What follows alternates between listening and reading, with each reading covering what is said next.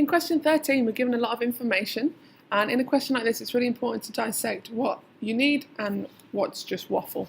So if you read this here, it's just telling us the girls' names, it's telling us that they're playing a game, it's not really giving us much information. Here's where we start finding out what we need to know. So Priya starts on 12, and she adds on 10 every second. So if we look down at this table, why does Priya then start on 22? Well, 12 is at the time 0. Okay, that's at the very start. So if we add another column times 0, Priya shouts out 12. Okay, and then goes up in tens. So 12, 22, 32. The question says fill out the table. So 42, 52, 62. The next girl, after 1 second, oh, here we go.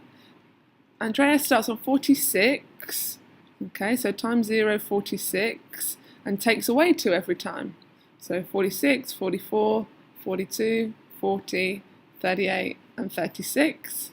And the last girl starts on -4 at a time 0 and adds on 15. So -4 to 11, to 26, to 41, to 56, to 71. So that's what the table should look like. It then says if we let x represent the time in seconds, so x is up here, and y represent the numbers that the girls are shouting out, write down 3 equations for what the girls are saying. So Priya is starting at a time 12 and going up in tens. This is a linear sequence, plus 10, plus 10, plus 10, plus 10.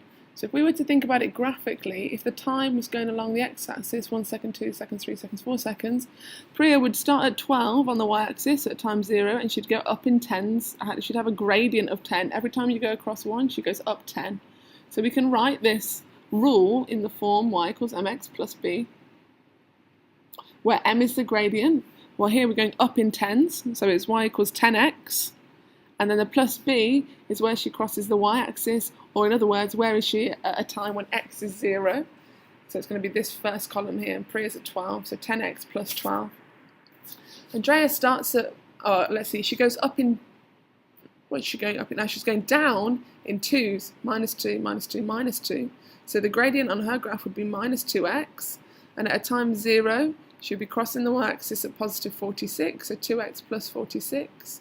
And Savannah starts at -4, so she's crossing the y-axis at -4 at a time 0, and she goes up in 15, so her gradient is 15. Every time 1 second goes by, her number goes up by 15. So those are the 3 rules for the girls.